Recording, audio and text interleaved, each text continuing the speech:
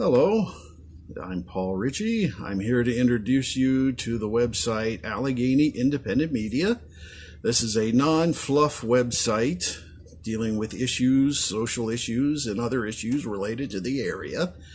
It is supported by a grant from the Leveler Foundation and has the Community Foundation for the Alleghenies as a fiduciary. I do statistical analysis to help you to see patterns in the area that aren't easy to see with the naked eye. Plus, I do interviews with local individuals in the area to help illuminate you on their struggles and give voice to the voiceless. I welcome all your feedback, and I hope you find this website illuminating. Our diocese was a dumping ground for many other dioceses because it was so much easier to hide here. So I think if we ever get the opportunity for the retroactive window that I've been working on for victims of past child sex abuse like myself that timed out of our statutes of limitation decades ago, I think that if we ever are successful in getting that law passed, which I believe 2023 will be the year, I think that the citizens of the Altoona Johnstown Diocese are in for quite a shock. You just didn't really think much about disability. We were still going to public schools with disabled students being segregated from the rest of the students. So that's what I was, living in.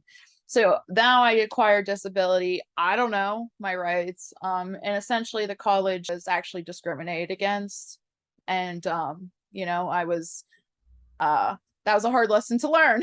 And that was kind of what really lit a fire for me to start becoming an advocate more and speaking up and wanting to learn more about disability rights and my rights and other people's rights. So I thank you for your time, and I hope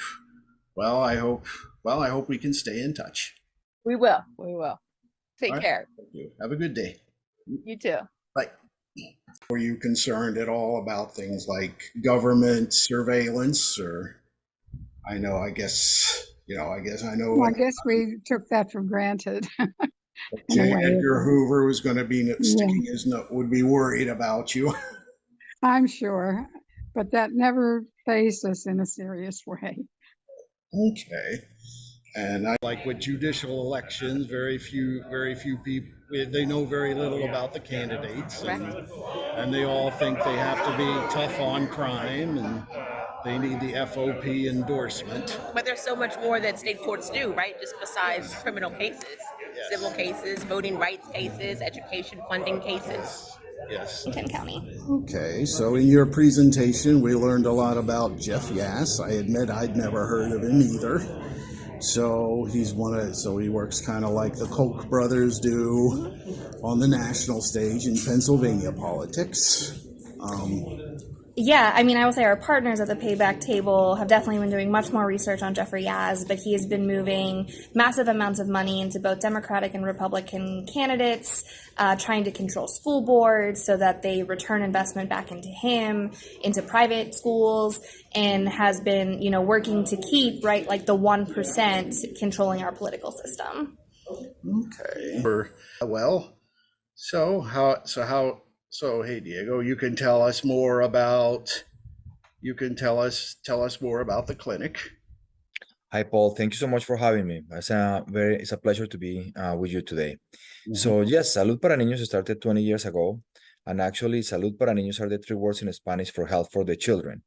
And Salud is an acronym that stands for Students, Residents, Faculty, and Latinos United Against Health Disparities. So one of our main goals is to address health disparities in the community, mainly in the Latino community, but throughout our program, we actually have been able to help many people who are not even Latinos. One of the ways that we address disparities is by addressing barriers to healthcare access. So one of the things that we do is try to learn about the barriers that people face to have access to healthcare. And once we learn about those barriers, we try to address them, and with that, we're addressing health disparities. So one of the biggest things that we learned 20 years ago was having another language as a barrier. So how do we make breakthroughs with people Yeah. who are much more conservative? And we made the argument that single payer, universal health care, sometimes called Medicare for all, improved Medicare for all, is the fiscally responsible approach to healthcare. It'll actually save money, save lives, create jobs, and make business more functional here in the state of Pennsylvania. And so, it seems that a lot of our officials at the top, a lot of our lawmakers, beyond Cambria County, beyond the state, just seem to overlook child welfare professionals and the vital work that they do.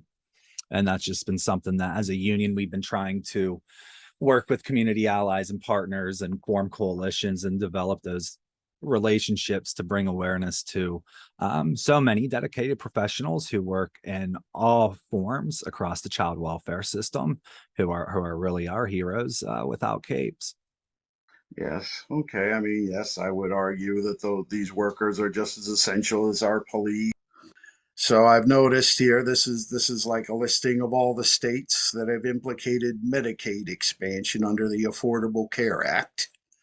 And we can see that, yes, a lot of Confederate states are the ones that are still refusing to implement it, including Wisconsin and Kansas and Wyoming.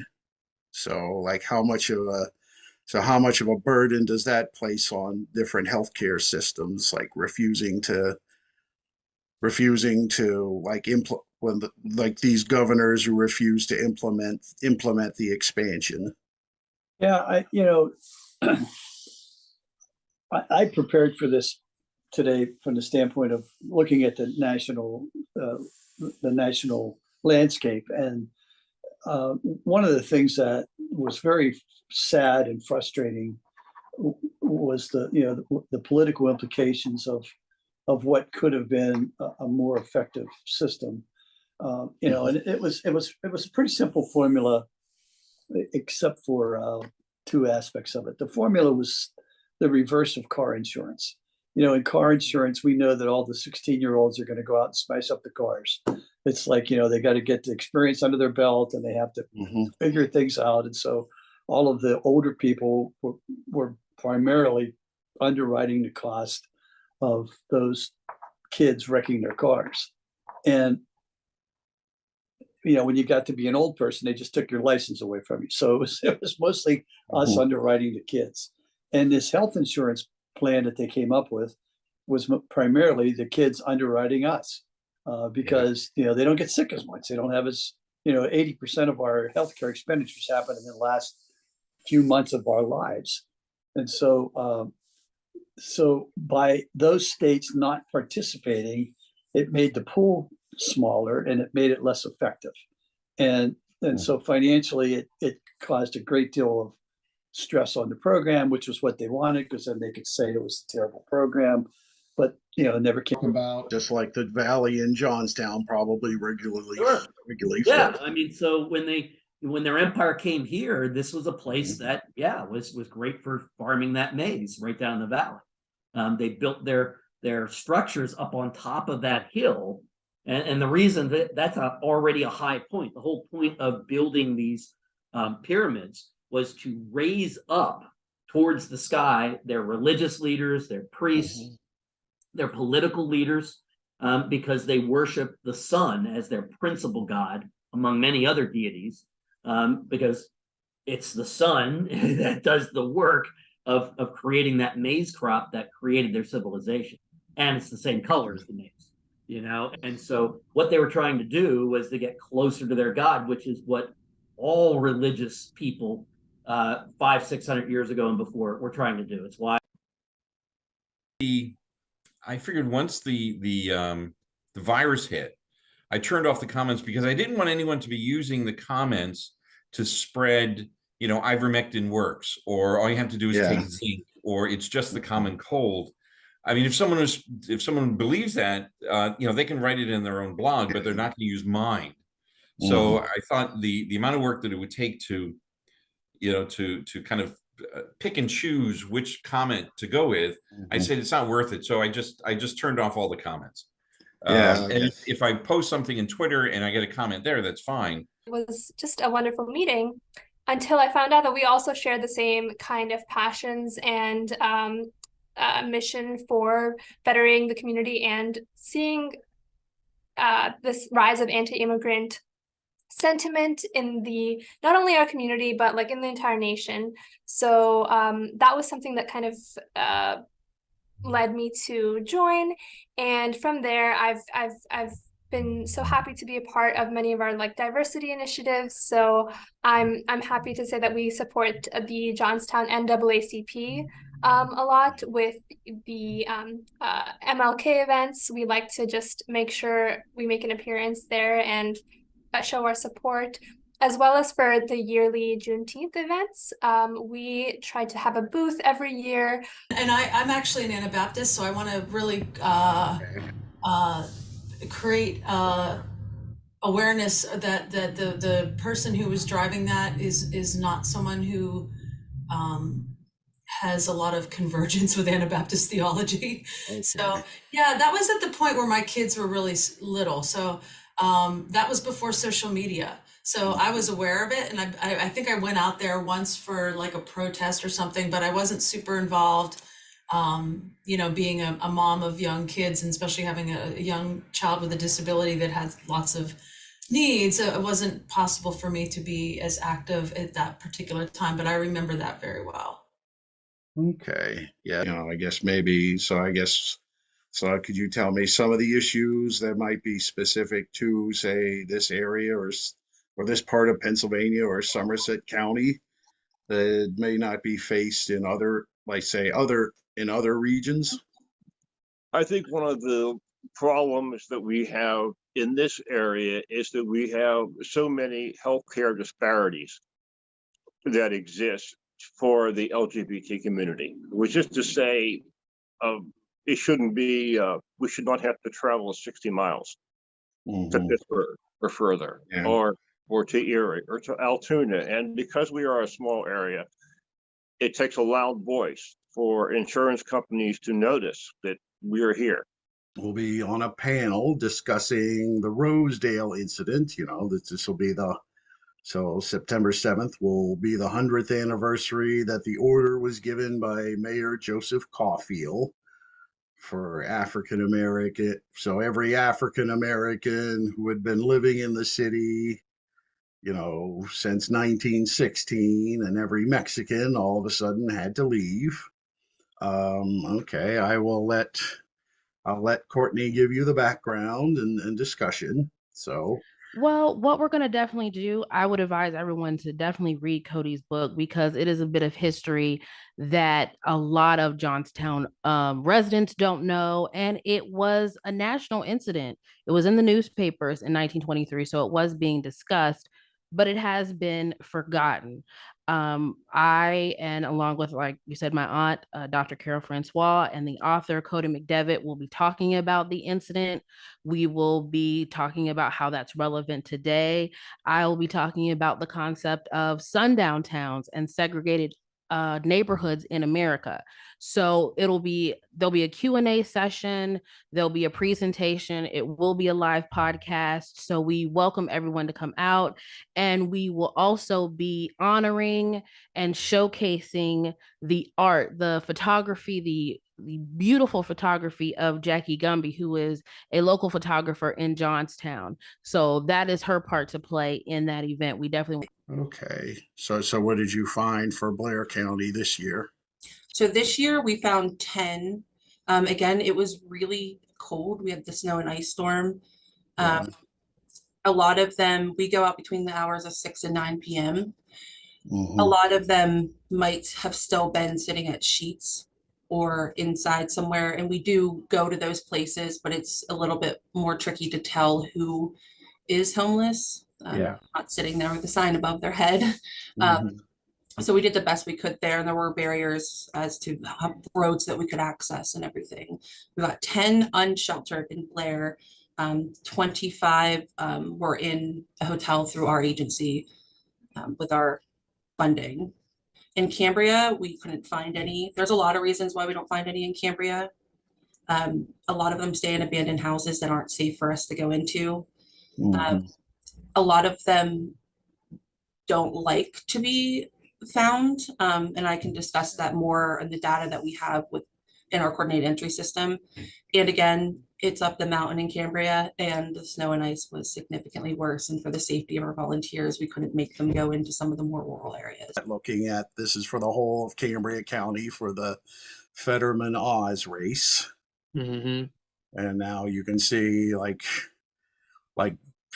Fetterman's vote was concentrated mostly in and around Johnstown, but Well, that's where I was able to do the most work, so glad to see that.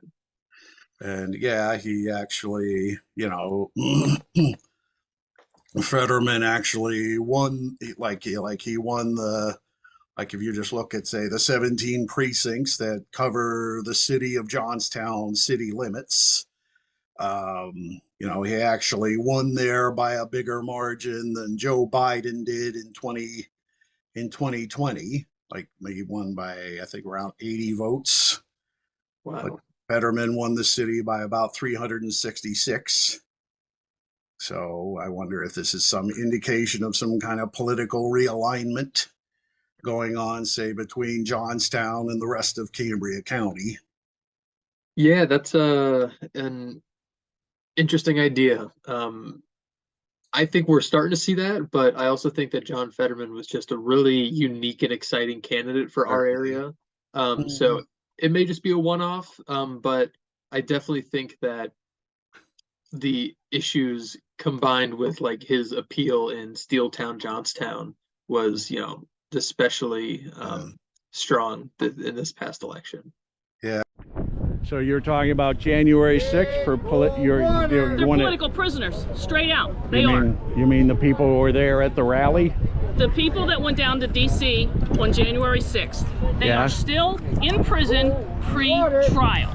They have not been offered any kind of bail, and yet in all these other cities, you have people left out with nothing. Yeah. Return on your own recognizance. But I mean, the ones who have been tried, I mean, were they right to be put in jail? That depends. Were they murderers? Well, vandalism, maybe, but okay. Yeah. Do you realize they have rapists in New York City that get left out without any bail at all? No, I did not. We're talking misdemeanors. There are misdemeanors that these people are in the D.C. jail for, and they have been there for over a year and a half. I see. Much of that time in solitary confinement. All you gotta do is look it up. Sure. Is that a map of what county? Armstrong County. Armstrong County. Yep, there's a busload of us here from Armstrong County. All right. Back here? Not yet. I haven't made it that far back. Cool. Thank you, ma'am. You're welcome. Jail. Huh? Oh, you're not? We wait for Shire. That's okay. Thank you. Yes. And our exile. And now this is the issue over here. So, all right, where do you live? The issue is that China come in USA want to make communists over here. Yeah. Want to take away human rights and make common sense. They want to make common sense from that. Yeah. Okay. Well, thank you, sir. What's your name? My name is Yo Friedman. Okay. All right, I'm Paul Ricci. Nice to meet you. All right, I'm just getting some interviews. All right, well, have a nice day. Environmentalist, because I grew up seeing orange creeks, water wells that would be drilled and turn out to produce orange water.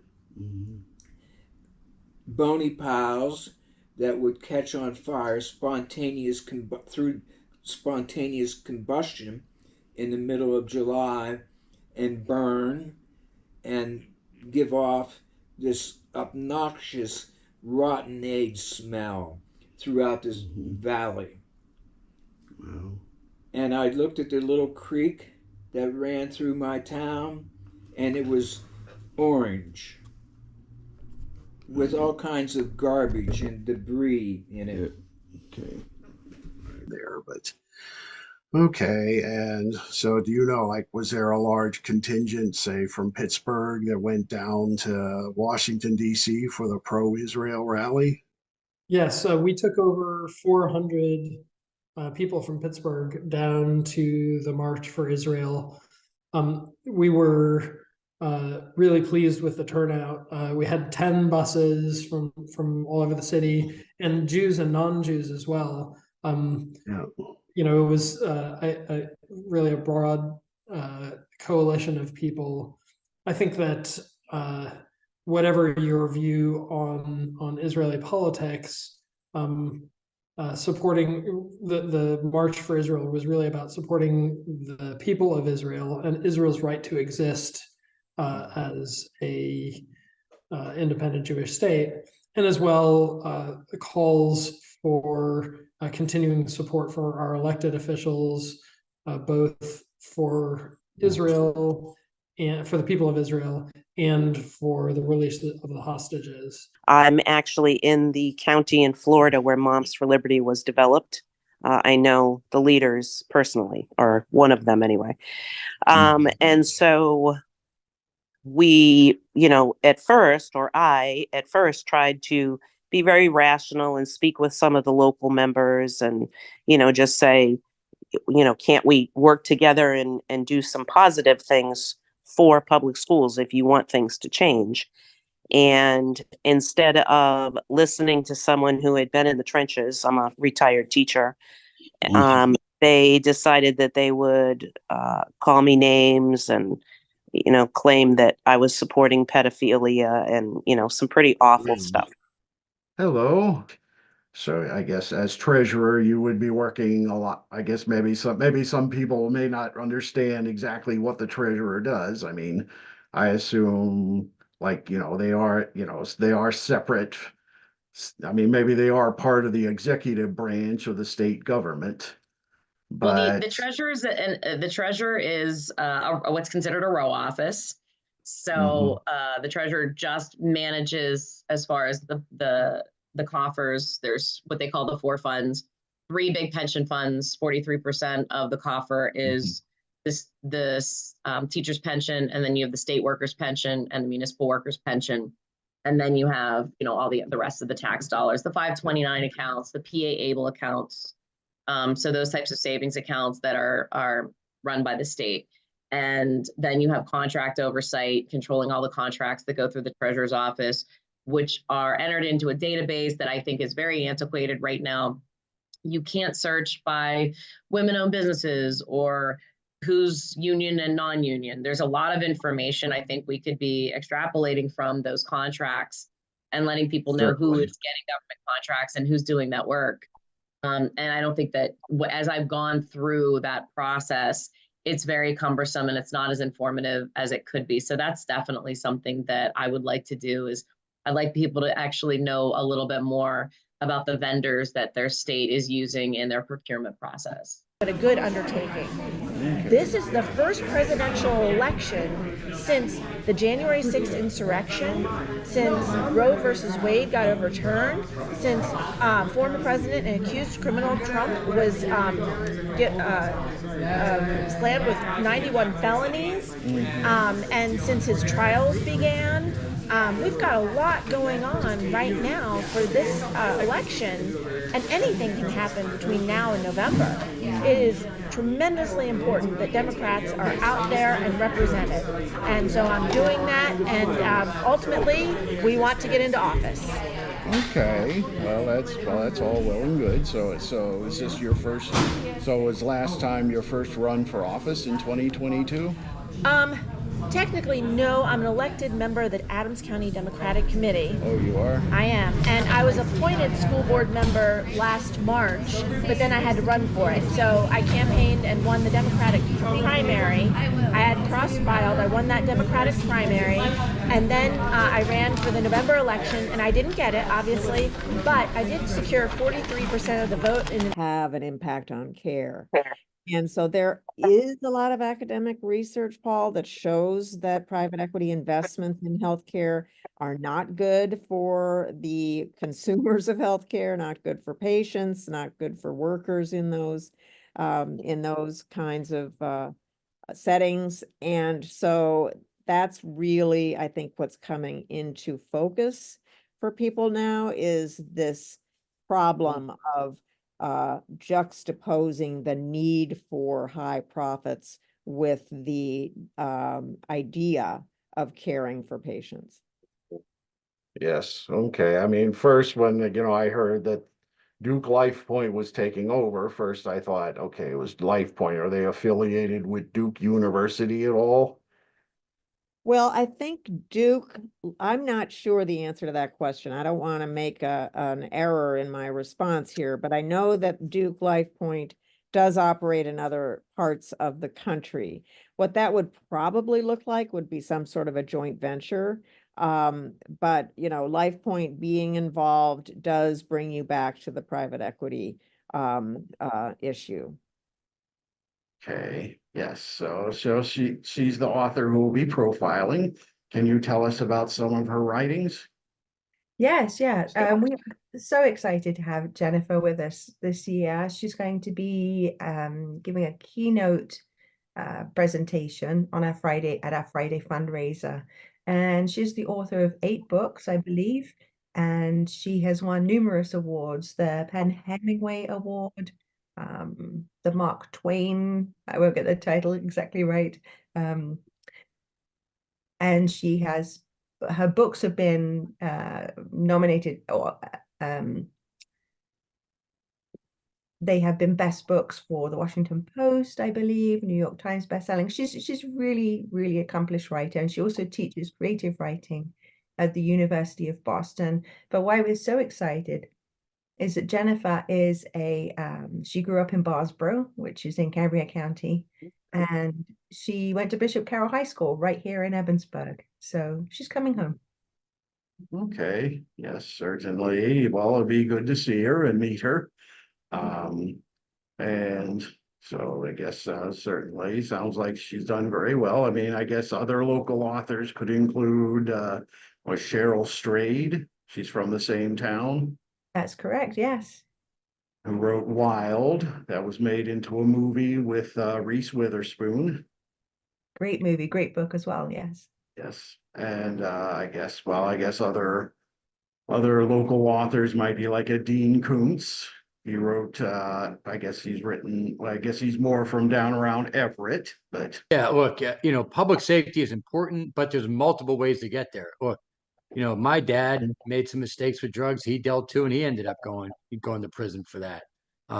So, look, people that make those mistakes, there should be some level of punishment for it, but that's not the only way to protect the community. There's other ways, whether it's investing in education, making sure that we're making long-term investments to give kids hope so we can reduce crime that way, whether it's, investigating in drug rehabilitation programs, making sure we're getting people the treatment they need. There's a whole host of things we can do to protect the environment and protect the community. Oh, hey Amy, how are you doing? How are you? Okay, doing some live streaming of this event for my website. What's your website? Allegheny Independent Media. Oh, okay. So, how have you been? I'm doing well, thanks. Okay, so how's the campaign going? It's going very well. Yeah, people have been great at the doors. We've hit over almost 9,000 doors at this point, so got to talk to a lot of people. Certainly takes a lot of time. It does, yeah.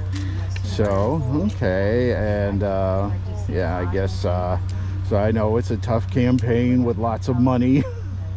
Yes, my opponent has spent a lot of money. Yeah, so I guess, well, some of your funding, you said, is coming from Jeffrey Ass. I don't know. I haven't spent any of mine. There are outside interest groups that that are pouring money in. Yeah, so. Okay, I don't know. Not to my campaign. Yeah. There are individual PACs that she has no control of. Yeah. So they spend on her behalf. Well, I'm sure doing what they can, to trash Frank Burns, and so yeah, he spent over $1,080,000 just on WJC ads. So do you have any comment on, like, I guess, efforts to bring Afghan refugees? I mean, I personally support them coming here. Afghan refugees coming here? Do you have anything There to respond to that? Vision Together 2025 at one point looked at bringing some families in of American allies who had helped Yes. the American soldiers, and there were very successful programs in other parts of the state, and they looked into it and it was determined that it wouldn't work here, so it was dropped. Oh. But we're going to have college students, and then also we're pairing Newsapalooza with our high school media day. So we're going to have over 200, maybe 250 high school students there as well. And there will be opportunities to ask questions at all of our panels, which I think is going to be a great opportunity. And that's really why we're trying to focus on, okay, hey, how can you as a citizen, as a neighbor, get involved in communicating with your local journal? Actually challenged me. He said, you know what? I'd like to see you write your stories in no more than 500 words. And I took that to heart, and I really tried hard, and it was difficult. If anyone's tried to, do anything like that, you realize it's difficult. I guess the readers can sort of insert their own imagination into the story. The more brief it is. Yep. Well, and also it's a matter of getting rid of the excess junk that's not really needed. One of the stories I wrote was 1,200 words long, and I managed to pare it down to 500. And you find when you go through over and over and over again, you find there's a lot of things that don't need to be there. And it helped me to tighten up my writing, to focus on just the story. In Goodreads, and you said you had worked as a political activist for a long time. Yeah, I worked on state, local, and federal campaigns as a political operative for more than 20 years. That's after a 5-year career teaching public school. And I got to work for some tremendous leaders of both major political parties in the United States. And I think the closer I got to the really higher offices, the more I saw pursuing this power changes people, not always in good ways. And even my own pursuit of public office, I won, I lost. By the time I reached my 20th year, I really felt like I had kind of reached the point where I no longer wanted to be part of it professionally. It just was not fulfilling anymore. And so I tried to transform that experience and that excitement into some of those stories into some thrilling fiction writing. All right. Okay. This one, the controls are in a different location here. Okay, well, these have okay, so I guess the ones with larger graph have more wells.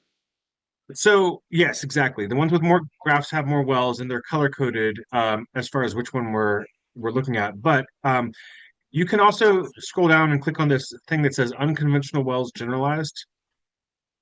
Okay. And that will show you where the unconventional wells in Pennsylvania are located. And So these are more like the fracking wells. Right. Now, there's a thing about fracking, like industry people will tell you, well, there's been fracking for, 60 or 70 years at this point, which is true. But a lot of the older wells, which are considered conventional wells in Pennsylvania, they're a lot shallower, and they might have 10 or 20,000 gallons of fluid instead of 10 or 20 million gallons of fluid. So it's really a matter of scale that makes a difference between these. But yeah, these purple wells here are the unconventional wells. So these are the very large well pads that are maybe 5 acres in size, that use millions of gallons of fluid per well, and might have 5 to 15 wells on a single pad. Okay. Yeah, and I do know, like Cambria County, I mean, it does have some air quality issues. And could these be at least partially related to the fracking wells? Yeah, I mean they certainly can be. I know there's a well pad down the street from me, and it smells. You can smell the sulfur coming from the well pad every time you drive by, or almost every time you drive by, depending on how the wind is. Okay. Like, so did you leave the Post Gazette? Was that before they went on strike? I know they were on strike for a long time. Yeah, they've been on strike for 3 years, which was, I believe, the longest running strike in the history of the nation. And it finalized just a few months ago, and people were able to come back to work, those that were still on strike. And so they went on strike in this fall of 2022. I left in the spring of 2020. But Paul, when I left, there were already rumblings of a strike. There was a lot of conversation about management and the harm that management was causing to the newsroom. So I was not surprised when they went on strike a few years later. Yeah, I never thought I'd be talking about Pittsburgh as a potential news desert. I mean, they lost the city paper as well. Yeah, the Block Communications company, the parent company, had bought the city paper a few years prior and owned it and closed it without much fanfare on December 31st was their last day of 2025 in publication. And I think it was probably a shock to most people at the city paper. So to lose such an institution that had been around for 35 years, like the city paper, which was really our alt daily, to now losing, or excuse me, an alt weekly, to now losing our daily paper, or what was left of it, the Pittsburgh Post Gazette, is such a travesty and is going to cause, I believe, so much harm to the community because we will not have a paper of record. And I put together prison industrial complex is a term to define, quote, the interdependent relationship between public and private interests that uses imprisonment, policing, surveillance, courts, execution, and the cultural elements associated with those things to maintain social control and power differences while claiming to provide safety. So each of us works on various fronts in these interrelated systems and issues. Angie has helped us understand the scope and the scale of state violence in the form of policing in Appalachia. Jack and Judah, among other things, have helped us understand that Appalachia could be considered a national and indeed global heart of the prison industrial complex. And we're here today to talk with each other, with y'all, amongst each other, about the ways that these forces intersect and reinforce each other. And to hello. You're doing my... Love the rehabbers who reclaim and reconfigure. Love the musicians who get us dancing. The artists hey, who Ryan. bring color and light. Love the poets. They love us with words. Yep. Love the rising hope that rolls up its sleeves. And love the vision to see it through. Chameleon we all live here.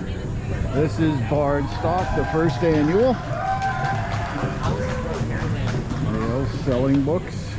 Everyone give a go from the trees, I go. She's a sweetheart in this entire community, and we're happy to have her.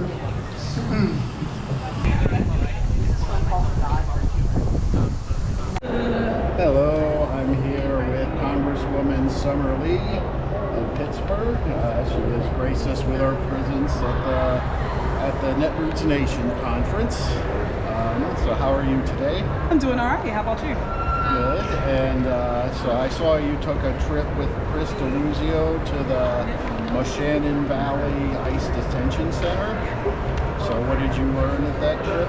Yeah, I mean, you know, this was our first time being able to get in, and I believe we're the first Congress people to be able to do so. You know, the first time I went, they didn't let us in. Yeah. So we weren't sure if they would let us in. They didn't let our staff in. Yeah. But we ended up doing a tour for about 2.5 hours. You know, we saw, we had a number of questions that we had, you know, just for, you know, the folks who are running the facilities. We've heard a lot of really troubling things from people on the inside. Troubling things about their food and their water, about, you know, unsanitary conditions, even about sexual abuse from some staff. So we wanted to get in there and see for ourselves. Now, of course, you know, we got a pretty sanitized tour, but we were able to talk to a number of the women. Some of them who we believe may have been retaliated against since. And we're worried about, you know, their safety. And one of the gentlemen who led a hunger strike that we've been told, we also believe has now been, you know, punished and transferred. So it was a very interesting tour. We didn't have we didn't get to bring in a translator. Entire new generation of Democratic organizers, leaders, and office holders across the country. So check out all of our stuff. We thank you all for coming, and I thank you all for your incredible activism. You know, the mainstream media that the right wing used to denounce has been taken over by the right wing, by MAGA. So what do we have? We've got you guys. You guys are the voice of the people, and the media in the hands of Netroots Nation is not the enemy of the people. You are the people's best friend. So I stopped, and then I thought, well, I'll get a little closer. And Okay. And then I saw what looks to be an exercise yard with, it looks like mostly men. They all appear to be wearing red hats. Very interesting. And then there's a guard off to the right. I didn't get that close. I'm sorry. Yeah, I'm sorry. I am filming right now. Oh, I'm fine. I'm That's cool. okay. Well, I can interview you. Oh, no. Your name is? Oh, Jerry. And you're with the DSA? No. I'm a volunteer with Frontline Dignity from Pittsburgh. And I came up here to show my moral support. All right. Well, I'm going to go right up, take some Yeah, video be careful. around Now, here. there is, as I said, a guardhouse off to the right. And I went to make a U-turn, and he came out of the guardhouse. He was going to intercept me. Okay. There are people off to the left, your left, apparently in an exercise yard. Okay. Thank you. Be careful. Do you want me to wait here for you? No, I'll ride up. I'll play dumb. Okay. But Yep. I'm more than willing to stay. Okay. Well, all right. Well, okay. If you want, just to be safe. Yeah. Yep. Okay. Let me turn around, and I'll just be behind you. Okay. Sounds good. Okay. Good. And you're.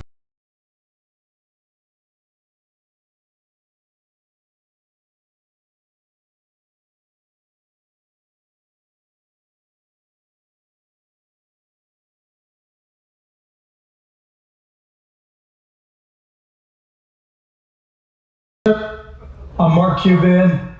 I'm co-founder of costlessdrugs.com, and I'm here to get rid of all the jagoffs messing with independent pharmacies like Montage.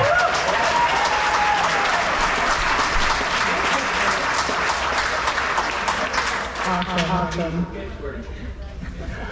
All right.